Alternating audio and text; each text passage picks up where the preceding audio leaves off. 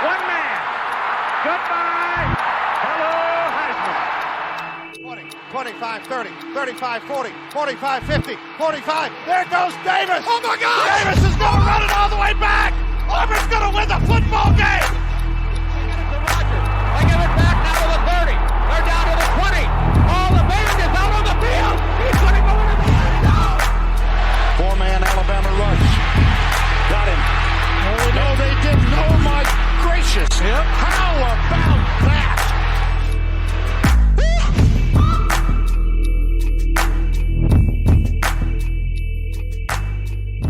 Well, hello, everybody. Welcome back to the Three Technique college football podcast at the intersection of the X's and O's and the Jimmies and the Joes. I'm Mitch Mason, joined by a very special guest, Bobby Wilson from the TNT College Football Podcast. Bobby, it's a real thrill and a treat to get you on tonight, and really excited to talk UConn Huskies for the first time in depth on this podcast. Absolutely. Really looking forward to it, Mitch. Thank you for having me. And UConn is something I've become very passionate about, so I'm looking forward to talking about it. Well, I'm excited to hear your story, man, and get to talk more about the Huskies this year. You know, it's been an interesting journey really since the 2010 Fiesta Bowl. Hadn't had a winning season since then, and, you know, it seems like they're really knocking on the door of finally getting through there. We're going to talk UConn Huskies, but I also want to talk the preview series over on Twitter that you're doing. And I'd love for you just to kind of introduce yourself to folks who may not know about your podcast, what you are, and what you cover. Obviously, UConn is a big part of it, but you have a lot of really good college football content as a whole. So for those who may not have seen you on Twitter, what can they expect from you? Well, thank you so much for appreciating what I put out there. I try and focus on things at a national scale. You mentioned the breakdown series that I do. This is year 3 in breaking down every team at the FBS level.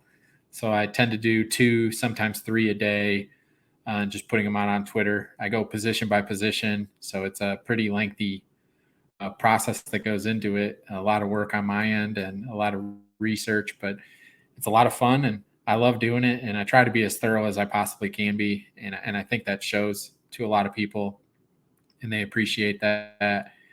And then just for me personally, I'm actually a former women's college basketball coach.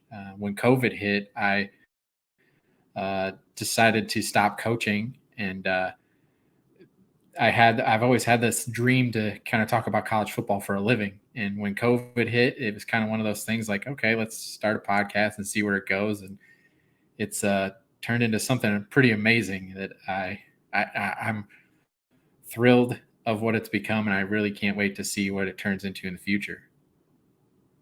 No kidding. You do impressive work. Tell me what's kind of been your favorite part of whether it's covering college football or starting a podcast that you get to enjoy kind of every season that we fire things up? Well, I originally started everything with I have a bucket list goal to attend a home game at every FBS stadium. So I tend to attend a handful of games every year. Obviously, that bucket list item is going to take a long time. 133 teams isn't just going to happen in a few years. But it's that whole process of just attending games, meeting new fans, meeting new people. It's the best part of what I get to do every day when it comes to this is just meeting so many passionate fans, and there's so many great ones. I mean, yes, on Twitter we run into trolls pretty frequently, but that's part of it. You just roll with it. But there's so many great people that I've been able to meet and get to know through social media and through this podcast that they've become close friends of mine. It's pretty amazing. Yeah, without a doubt, that's one of the best parts of podcasting and covering a sport is the people that you get to meet and interact with. I agree 100% on the trolls. I actually tweeted something today that was just a civil Twitter interaction that I had. And I was like, you know what, this is so rare. I'm gonna tweet about it. And I kind of wish that was more of a commonplace, but it is what it is. Bobby, Right. let me ask you this: with that national breakdown that you're doing, a lot of folks are expecting the Georgia Bulldogs to at least be a favorite to three-peat. The regular season schedule does nothing to really dispel that. But before we jump into UConn, Mhm. from that national breakdown that you're doing, who are you seeing as kind of those major factors for the playoff at the end of the year? And I don't know if you have a national championship pick this early. We're recording this at, kind of the middle of July. But if you do, who you have cutting down the proverbial nets? Well, I haven't done a thorough breakdown on the SEC teams yet, but I will say, I mean, I think we all understand that Georgia, LSU, Alabama, those players and the whole thing. With the teams that I have done thus far, I've been very, very impressed by Michigan, and Penn State. Honestly, is very, very impressive as well. And I'm going to be releasing my breakdown for the Texas Longhorns actually after we're done recording this, and Oh, I think cool. there's a possibility for them to do something. Uh, I I don't want to say special because they have to prove it first. I think we're all just kind of waiting for them to do that, but the pieces are there. Let's just say that, and then I think Clemson and Florida State are obviously going to play a part in this as well. I understand Ohio State is usually there. I'm not as high on them this year as in the past, but you have to put them in there in the conversation just because of they've been there and done that. Hmm. If you told me to pick a college football playoff right now, I would probably go with, well, for the national championship game, I'd probably go with Michigan and Georgia. And I know that's going to be kind of boring for a lot of people to hear that, but I'm really, really high on the Michigan Wolverines. I think that they're just going to be a fantastic team this year. And then Georgia is, you have to give them the respect that they deserve until they're knocked off. But with that being said, I could see LSU rising to the occasion this year, or Alabama, Tennessee, maybe a dark horse in that race in the SEC East. But that's if I had to say right now, that's what I would be looking at. But don't count out Penn State though, because they host Michigan Yep. and they're going to be really, really good. And it would not blow my mind at all if Penn State was there in the end. Well, and I'm going to spoil it a little bit. I mean, if you're following us on Twitter, you already know how I feel about it. But Mhm. Penn State will be my pick to win the Big Ten this year. It really feels like if they're going to do it under James Franklin, this is the year. Not because the rest of the division is weaker necessarily, but I think, Bobby, kind of like what you said, you're down on Ohio State a little bit. I am too. I think the defense should be pretty good, but you have, a quarterback room that has yet to really distinguish itself. Everyone's anointing Kyle McCord as the starter. He did not win that job in spring camp. So, we Mhm. don't have a named starter yet from Ryan Day and the Buckeyes. I understand that Marvin Harrison Jr. might be the best player on the field every given Saturday, but at the same time, man, you got to have someone to throw him the football. Penn State has a great pass rush. I think their offense is going to take another step forward this year. So I really like the Nittany Lions as well. It may be a little bit of a risky pick, but then again, I didn't even have Georgia in my playoff picture last year. They did not make my top four, so I have to redeem myself somehow, and the Nittany Lions may be my ticket to do that. Um, Bobby, as we kind of transition over to UConn, now I told you beforehand we were not we were not immune from the blind eye that I think a lot of people turned towards UConn last season. We talked about them a little bit, but it was kind of lumped in with a lot of other programs in more of a state of the independent realm last year. You've been a great voice for UConn football, not only breaking down their what they have on the field right now, but you cover their recruiting class. And you tweeted something the other day that was kind of saying, "Hey, like we've got to stop with this slander that UConn is not built to succeed. Their facilities aren't great. Like UConn is not a small program. Just because they're independent doesn't mean that they are somehow lacking in resources. So as we kind of start here with the Huskies of 2023, give me a state of the program. Like, where is UConn football heading into this season, recruiting wise, from a facilities wise? How are they building to continue competing this next season? Well, looking at the recruiting side of things, they've really upped up the recruiting level, and having Jim Mora will do that. One of the best coaches in college football, honestly, just from the accolades that he has in his coaching career and what he's done, just a tremendous coach. And their offensive coordinator, Nick Charlton, is an offensive mastermind, in my opinion. He is a very young coach. He was the head coach at Maine when he was 29 or 30 years old. So him and I have that in common as young college head coaches, and we've struck up a pretty good friendship through that connection. And he's a fantastic guy, and he's one of those type of guys that players kind of gravitate towards just because of his energy and just how brilliant he is as an offensive coach. But I firmly believe that just from the conversations that I've had with the coaching staff and with current players and those recruits, that the, let's just call it, rumors of the potential move to a conference are definitely helping in the recruiting realm as well.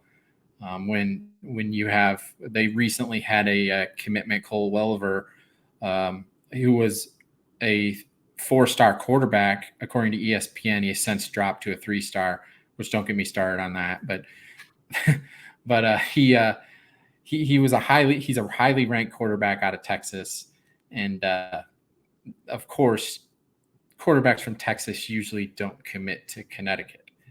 So there, of course, as soon as that happened, everybody's just like, it's happening, and we can all read between the lines on what that probably means.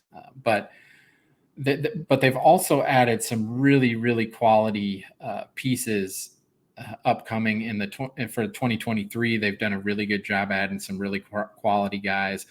But the 2024 class is really starting off tremendously. Multiple 3-star guys already committed and more in the works. And then when it comes to facilities, I'll be quite honest. When I first started this podcast, I didn't know much about UConn football in 2021. I put out a breakdown on Connecticut, and a bunch of their fans absolutely loved it, and they wanted me to do more work for UConn, which led to me becoming connected with players and coaches and all kinds of fans, and that's how I've just become a part of Husky Nation. So honestly, in 2021, I was one of those people on the sideline too, like, oh, UConn is kind of a joke. But now that I am a part of this, if you would have asked me in 2021 about their facilities, I would have had no idea. But the facilities the UConn Huskies have are state of the art, tops in college football. Their practice facility rivals any SEC program, and I would even put it in the realm of NFL level. It is Wow. It's that good, and what they've put together for their student athletes and for the players it's a special thing what they've been able to do. So, and then when it comes to the support, Coach Mora has obviously gotten a ton of support, but he's been able to also get support from the higher levels in the state of Connecticut to kind of back things more, which in the state of Connecticut, since they don't have an on-campus stadium, they play at Rensselaer Field in East Hartford, it's a big deal in that regard, because also the basketball team playing in two separate arenas, one on campus, one off campus, they need to have that good communication with the state, and Coach Mora has been able to get that backing. So with this kind of resurgence of UConn's football profile, Mora going 6-7 last year, and really putting UConn, back on the map for a lot of people. We went away from the sad Husky fan meme to wait, actually, there's some winning football happening up there. So take me inside this evolution. Like UConn was down in the dumps a little bit from a winning football perspective since 2010. As I mentioned, they haven't had a winning season since that Fiesta Bowl trip. So why now? Why now is UConn and specifically Jim Mora helping pull UConn back up to a competitive level of college football? Well, they tagged last year as the Husky Revolution. That was what they were. That was the hashtag they used, and really the branding that they used to just recreate that buzz around the program. And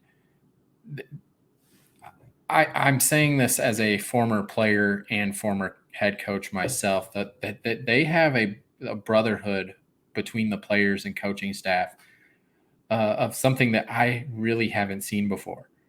The camaraderie that they have between everybody, from Jim Mora down to the student managers, and the buy-in that they have from everyone involved, it's really something special.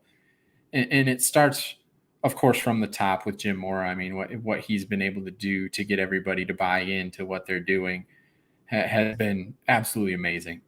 But they've also brought in some really, really good guys, talented players, but more importantly, better human beings that really are what you want from a student athlete. And it's really created that great brotherhood that they have. And that's the number one thing.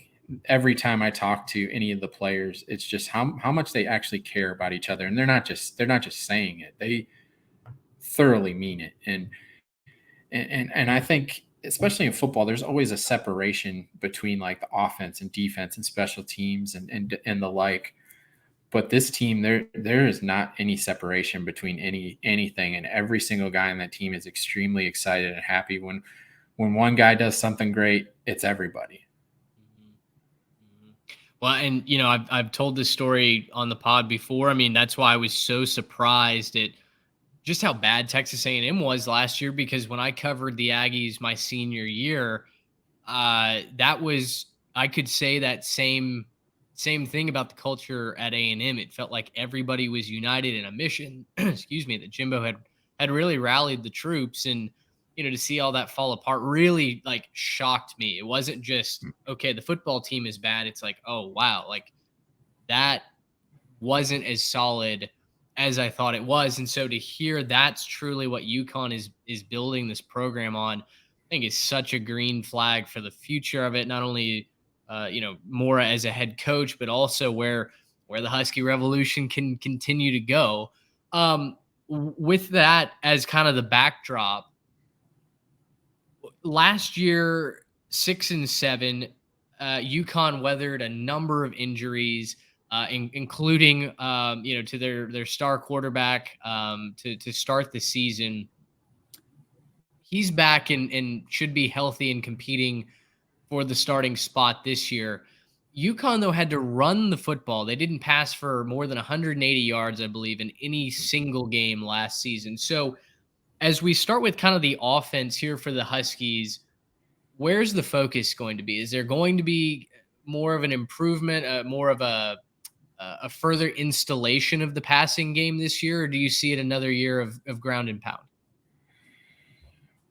Well, you're exactly right. The amount of injuries they dealt with was pretty remarkable. And just losing the starting quarterback, 3 or 4 receivers, then losing the top 3 running backs. And it just is really crazy how that all transpired. But yes, Taquan Roberson is healthy and will be back competing for the quarterback position.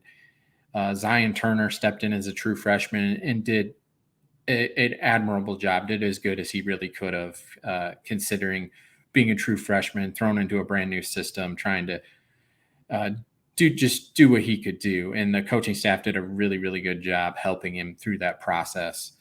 But Then they added Joe Fagano from FCS Maine, who had a very, very good career there and played under Coach Charlton. So there's definitely a really good competition going on for the quarterback position. But whoever wins that job will be behind a fantastic offensive line. Christian Haynes is an All-American, and the other guys on that line are very, very, very talented.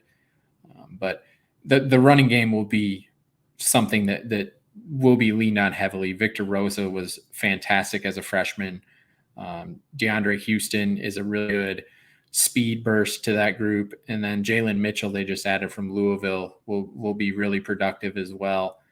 But from the receiving perspective, they have a tight end named Justin Jolie, who I've become pretty close friends with. He was a freshman All-American last year. PFF named him a freshman All-American, and he is going to be a superstar. He has everything you want out of that. He's big body, quick, athletic tight end that NFL scouts will drool over.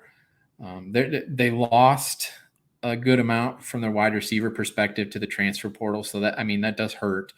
But they have some really, really good freshmen like Zach Droughty coming in, who was the best recruit in the 2023 class, who I'm really excited to see. And in spring practice, he made some catches that were pretty darn impressive. So yes, they will lean heavily on the run, but with the pieces that they've added, Coach Charlton loves to do a two tight end set, kind of like what the LA Rams do. Mm-hmm. He comes from that Sean McVay type of style. So the play action and the two tight end set could be really, really effective for UConn this season. Oh, that was actually my next question, because I know they got a transfer tight end in from Michigan as well. You talk about the freshman All-American. So, there are pieces in place. Now, you mentioned a lot of receiver production went out the door to the transfer portal. I think none, hurt more than Aaron Turner transferring over to Cincinnati. 5'9" speedster who was your leading receiver last year and was supposed to be another building block that got them over the hump this year. From that receiving standpoint, who are a name or two to watch outside of the tight ends? Right. Well, Cam Ross has been pretty darn good when he's been healthy, but he needs to stay healthy. If he's healthy, he's definitely the number one guy. They also added Jordan Porter from New Mexico, who was the leading receiver for New Mexico last year. He's a big, tall, lanky receiver who can stretch the field. And then Kevin Claircius is another guy that they like to throw the deep ball to. He's another big-bodied guy who's put on some more muscle in the offseason. He looks really, really good. But, of course, they got to – getting those reps with those quarterbacks and getting everything in tune will be key. But it's not as bleak as some fans may look at the wide receiver position after they lose three guys to the portal. Yes, the top two, Keelan Marion and Aaron Turner, are huge losses. But there's some guys in place that I think will really surprise some people. Kind of, at least until we find out what the new norm is, it's going to be the hurdle that group of five teams have to overcome, or independent in this case. UConn may not be independent for all that much longer, but still the kind of the B tier and C tier programs having their top talents poached. I don't know that the NCAA is ever going to be able to fix that. I certainly hope that we get away from, like the MAC, for instance, was rated heavily by the Power Five. Man. We talked about Penn State earlier. I mean, the Big Ten especially was just able to go in region and pluck guys at will. Mm-hmm. I hope that there's some way that we get away from that. It is tough watching the best talent walk out the door, but at the same time, it makes that core that stays and builds a program that much sweeter. So as we switch over to the defense, what's kind of the calling card for the Huskies defense in 2023? What do you project as their top strength? That's a talented group back there. It's going to be led by Jackson Mitchell, Mr. Connecticut, as he's called. He's fantastic. I mean, he should be in the All-American discussion. He was top 5 in the country in tackles last year. I'm sure he'll be there again this year. And they're going to have a much better secondary this year than they had last year. And last year's secondary really came on towards the end of the year, and it allowed like Trey Wortham to have an opportunity to play in the USFL this year. And but there's some really, really talented pieces back there. The safeties are both really good, and the cornerback play has gotten better. And the defensive line, Eric Watts is a guy to look at defensive end. He had an amazing spring. I remember in the spring game, I felt like he was in the backfield all the time. And UConn has a good offensive line, so I was really impressed by that and really looking forward to seeing what he can do. But again, it all starts with Jackson Mitchell and his fantastic leadership. And you talk about Mitchell, Mr. Connecticut, talented linebacker, not that big of a guy, but he's flying around. He's making every play that he can. 3-4 is what the Huskies run, if I'm not mistaken. You get a Kansas transfer as well in Eric Gilliard.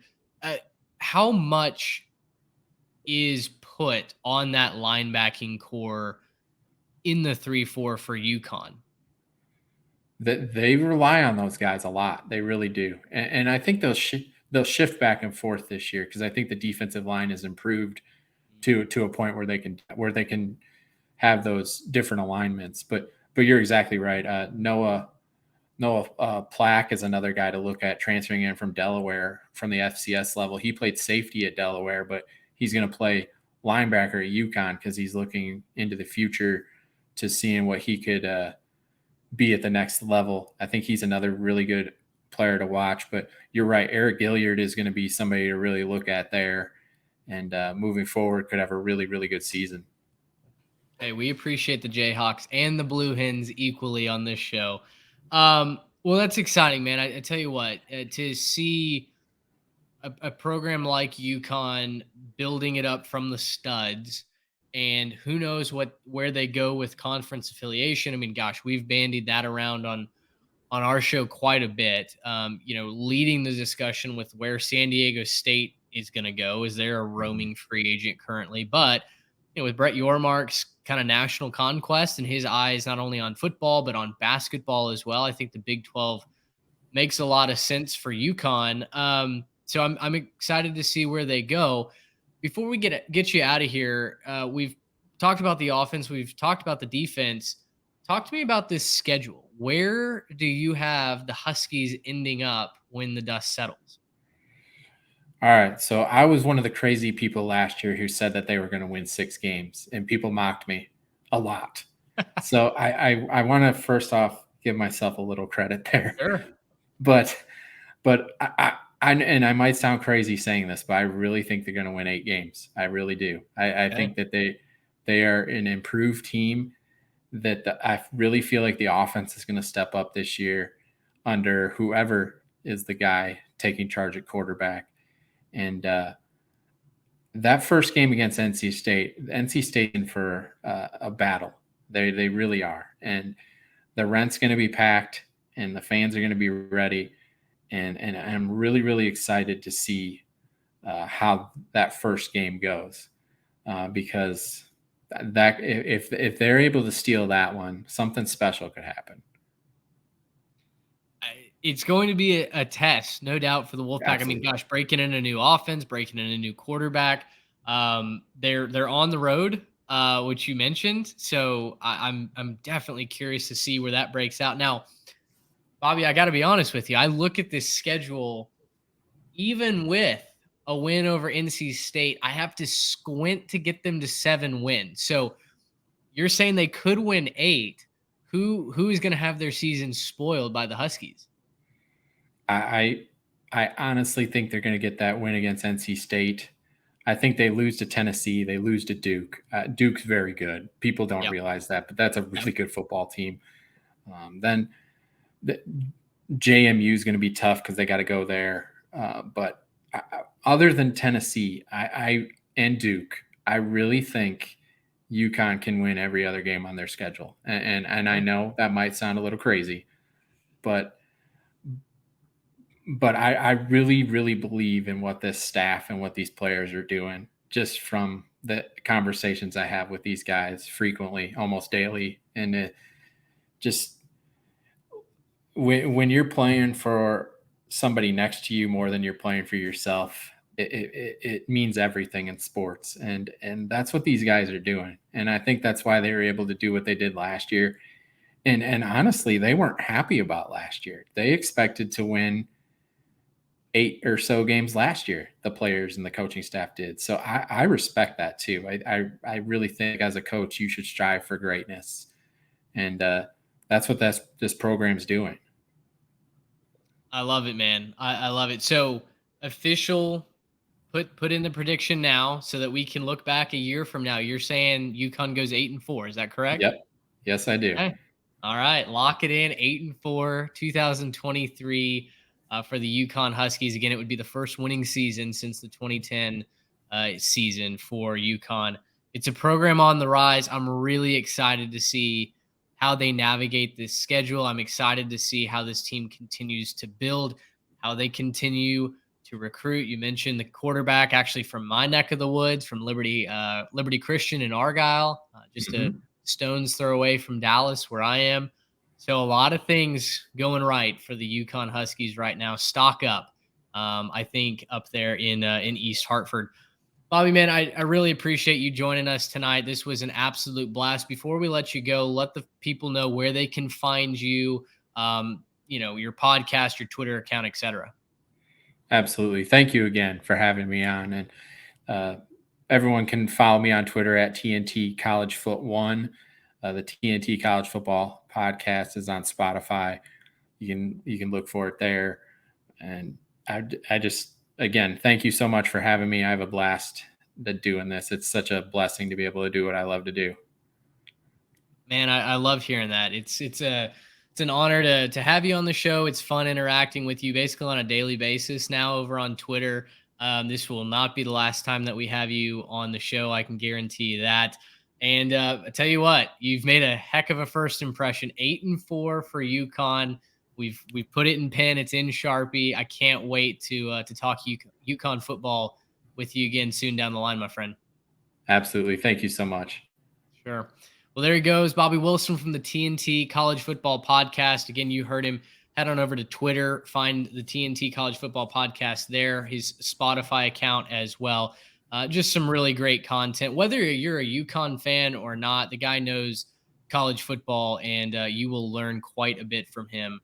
So head on over, give him a follow. Also follow us if you're new to the show, if you're watching us on YouTube, finding us for the first time. We appreciate you being here at 3Tech Pod on all the social media accounts, including Threads. I'm reluctantly over on Threads, but we are in the middle of preview season. We just finished up the ACC.